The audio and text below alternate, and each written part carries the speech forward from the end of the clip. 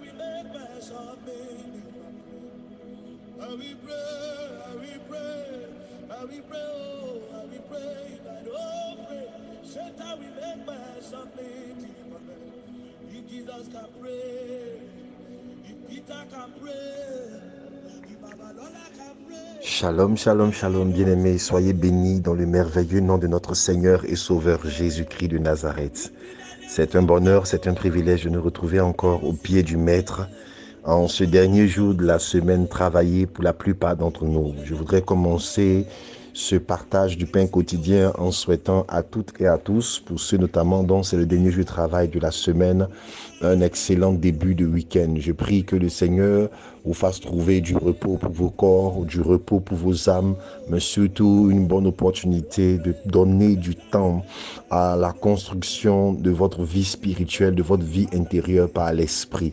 C'est important parce que dans cette saison estivale, on peut avoir légitimement besoin de se reposer, légitimement besoin de se distraire, mais il ne faut pas que cela devienne une porte qui ouvre au relâchement de l'activité spirituelle qui doit être la préoccupation de toute personne travailler à notre esprit.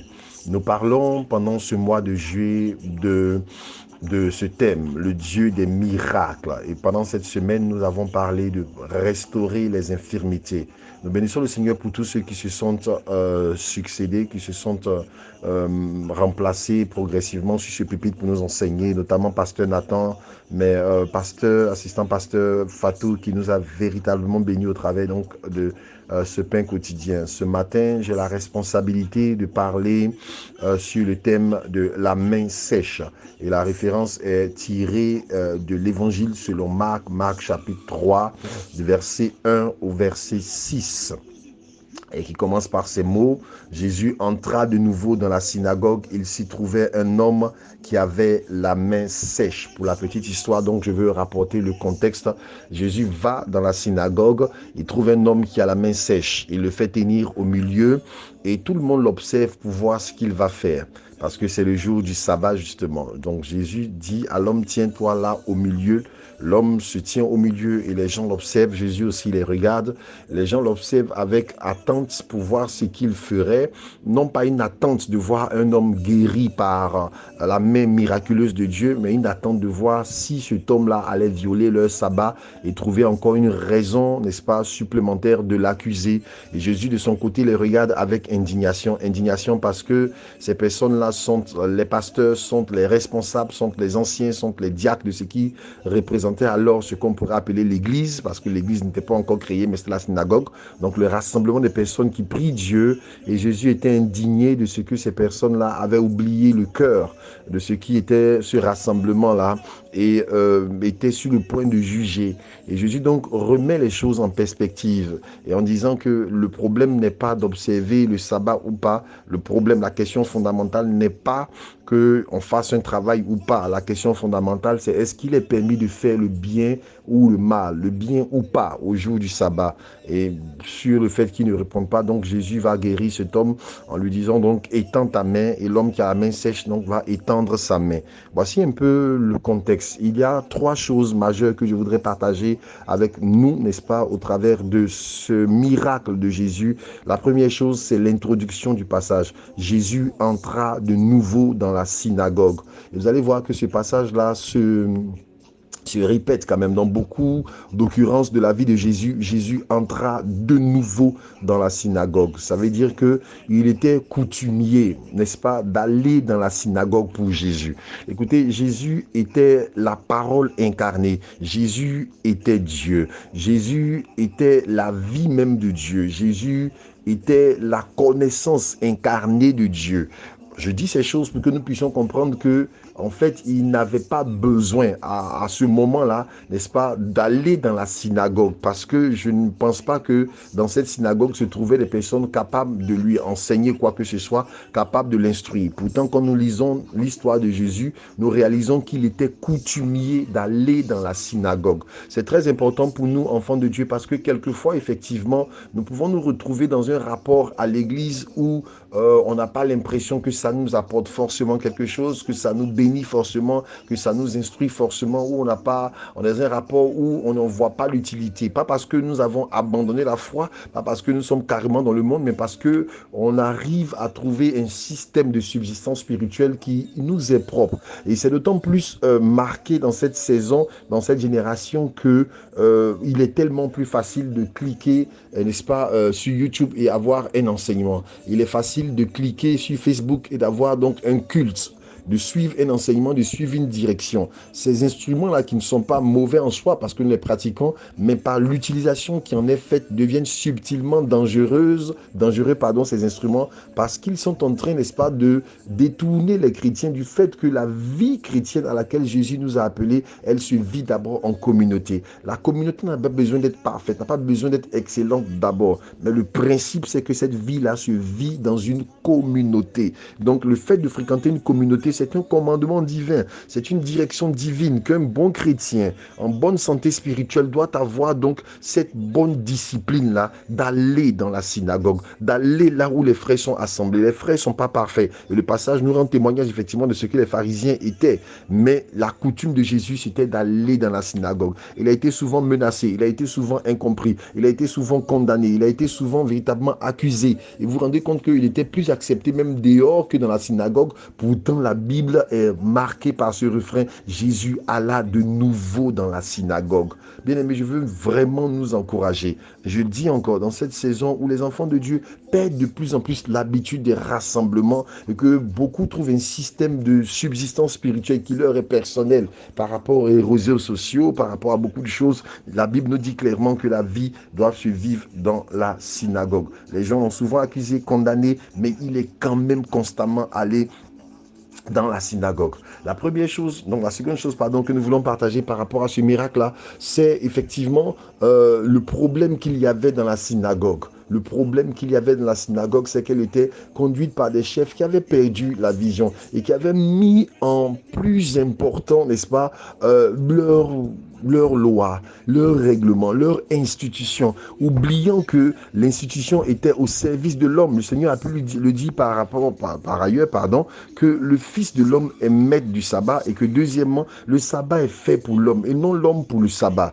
Qu'est-ce que je veux dire par là? Je ne suis pas en train de dire que nous faisons nos œuvres, n'est-ce pas, au détriment de la volonté de Dieu, mais je dis que dans la pensée de Dieu, constamment est occupé par le besoin d'aider, de sauver, de guérir. Donc tout ce que nous faisons comme institution, comme église, comme organisation, tout ce que nous mettons en place a une finalité ultime: faire du bien à des personnes, guérir, encourager, bâtir, fortifier, instruire, édifier. C'est le but ultime. Quelquefois, on peut être tellement omnibulé par le fait que l'institution marche, par le fait que le système mis en place marche, par le fait que l'église marche, que nous oublions que l'église, ce n'est pas d'abord l'institution, ce n'est pas d'abord les bâtiments, mais ce sont des personnes. L'église d'abord est dans sa dimension humaine, au sens noble de humain, et non pas le fait de mettre les intérêts humains égoïstes au-delà, en devant de toutes choses, mais l'église dans sa dimension donc relationnelle, c'est d'abord ce qui importe. Et nous, chaque enfant de Dieu, que ce soit les responsables, que ce soit donc chaque membre, nous devons participer à maintenir le fait que les règles dont nous nous dotons, que nous nous accordons pour pouvoir donc faire fonctionner l'église sont importantes, mais ne doivent jamais supplanter les réalités humaines, et que l'église doit être toujours regardée d'abord avec un regard humain et non pas un regard institutionnel. Alléluia, il ne faut pas tomber dans le piège des pharisiens. Donc Jésus va observer, il met au milieu et il va dire donc le plus important, c'est de faire du bien. C'est de faire du bien. Et quelquefois, faire du bien va passer par casser les codes ou ne pas respecter strictement certaines règles tant que nous ne désobéissons pas au commandement de Dieu. Mais il faut garder à l'esprit que l'église doit faire du bien. Le rassemblement doit être un instrument pour guérir, pour apporter un changement. Il est vraiment choquant que cet homme-là, comme beaucoup d'autres exemples dans la Bible, parce que beaucoup de miracles se sont passés dans les synagogues. Et c'était des personnes qui fréquentaient les synagogues, qui fréquentaient ces endroits. Pourtant, leur problème n'était pas touché, pourtant, leur problème n'était pas guéri, n'était pas solutionné. Un homme à la main sèche dans la synagogue. Pendant combien d'années, la Bible n'en parle pas. Et Jésus donc va guérir cet homme-là. Et c'est le troisième point sur lequel je voudrais dire 2 ou 3 choses. Et pour moi, c'est extrêmement important. C'est que Jésus le met au milieu et il dit: étends ta main. étends ta main. C'est assez curieux de remarquer que Jésus ne dit pas, je guéris ta main et parce que ta main est guérie, maintenant tu peux l'étendre. C'est pendant que sa main est encore sèche. On l'a retrouvé dans le miracle des 10 lépreux, on l'a retrouvé dans le miracle, n'est-ce pas, de l'aveugle, on l'a retrouvé cette même constante-là, que c'est l'action qui produit le miracle. Jésus dit, étends ta main. Et donc c'est en étendant sa main qu'elle est guérie. C'est le commandement d'étendre sa main. C'est le fait de tendre sa main qui fait que cet homme-là est guéri. Et on ne le répétera jamais assez, la foi est une action, mais une action qui vient du commandement de Dieu. Ça veut donc dire que le miracle, il est lié à cela, être capable d'entendre quelque chose, une directive de Dieu. Et une fois qu'on l'aura entendu, il faut être capable de mettre quelque chose en œuvre, même si la réalité du moment ne semble pas témoigner que c'est possible. Donc je répète, la foi n'est pas l'audace, mais il y a de l'audace dans la foi. La foi n'est pas du zèle sans avoir compris quelque chose, mais elle est une action découlant du fait d'avoir entendu de Dieu. C'est pourquoi quelqu'un qui a un problème, quelqu'un qui a une infirmité, quelqu'un qui a une maladie, je ne suis pas en train de dire il faut jeter les médicaments, il faut jeter quoi que ce soit, mais je dis que quelquefois dans la dynamique dans laquelle Dieu vous engage, si vous avez vraiment entendu quelque chose de Dieu, pas de l'audace, osez croire ce que Dieu dit et osez mettre en œuvre ce que Dieu dit, même si cela contredit la logique de votre entendement, parce que le miracle est au bout. Mais ça commence par le fait d'entendre clairement de Dieu. Je vais insister sur ce point. Ce n'est pas juste de l'audace, ce n'est pas juste de la pensée positive, c'est d'avoir entendu quelque chose de Dieu, comme cet homme a entendu, étends ta main. Alléluia. Et le second aspect de ce même miracle-là, c'est une autre dimension sur laquelle le Seigneur, n'est-ce pas, ouvre mes yeux. Alléluia. Vous savez, très souvent, quand nous prions pour des problèmes de finances et autres, on parle très souvent d'un esprit de main sèche. Je pense que la plupart d'entre vous avez déjà entendu cela. La main sèche, c'est quoi? C'est la main qui n'arrive pas à retenir. C'est la main dont le travail ne peut pas produire. C'est la main qui n'arrive pas à retenir, n'est-ce pas, les possessions que Dieu nous donne. Et beaucoup de personnes sont dans des situations de main sèche où ils travaillent beaucoup et plus ils travaillent, plus ils se rendent compte qu'il y a un appauvrissement qui s'ensuit. C'est un mal qui peut attaquer des individus sur un plan, n'est-ce pas, on va dire, unicellulaire, en parlant de l'individu. Ça peut attaquer une famille, ça peut attaquer une communauté, ça peut attaquer même une nation à l'échelle nationale. Et je vais vous dire quelque chose qui va peut-être vous choquer, mais je pense que dans une bonne part, le système de beaucoup de nations européennes, particulièrement le système de France, est un peu organisé quand même autour de cela, où les gens travaillent beaucoup, mais tout ce qu'ils arrivent à déployer comme travail, il y a très peu qui peuvent véritablement jouir du fruit de leur travail. Parce que par un système d'impôts, par un système d'inflation, par un système de cherté de la vie, par un système dont on ne comprend pas très bien, la plupart peuvent toucher beaucoup d'argent et toute cette somme-là est pareillement happée par beaucoup de choses, par un système qui est mis en place et qui fait que les personnes sont dans une situation de main sèche. Je travaille beaucoup, mais je ne retiens pas. Je déploie beaucoup d'efforts, mais je ne vois pas en quoi ça me bénit. Je travaille, mais je travaille pour payer des factures. Je travaille pour payer des traites. Je travaille pour payer des crédits. Je travaille pour survivre. Je travaille pour payer mon loyer qui vraiment devient... Je suis obligé de compter donc sur le système des aides. Et ça nous met dans un système de pensée, de calcul qui perpétue la pauvreté, parce que quand l'ennemi nous fait entrer dans un cycle comme ça, notamment dans le contexte présent dans lequel la France est, qui est l'inflation, qui est la cherté de la vie, qui traduit une pression sociale, une pression financière intense, la logique humaine, c'est d'entrer dans un système de calcul, dans un système d'épargne, dans un système de prévision excessive. Je ne dis pas que c'est une mauvaise chose de le faire, mais je dis que dans ce genre de circonstances-là, il devient très facile de cesser d'entendre la voix de Dieu et d'avoir la main sèche finalement.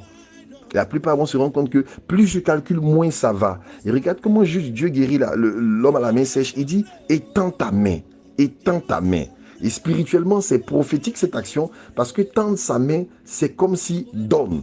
C'est comme si ne retient pas. C'est comme si ça signifie ne retient pas. C'est comme si ça signifie ne sois pas dans la retenue. Parce que tant que ta main reste rattachée à toi, elle est sèche, elle est collée. Ta main sera déployée, ta main sera guérie quand tu oseras continuer de l'attendre. Je ne vous appelle pas à l'inconsidération. Je ne vous appelle pas à des folies, parce que je répète que la foi vient de ce qu'on entend. Mais je dis qu'en tant qu'enfant de Dieu, nous avons la capacité. Et si notre foi ne nous fait pas surnager ou supplanter l'environnement local et que nous devenons victimes du même environnement, alors quel est le bénéfice de notre foi?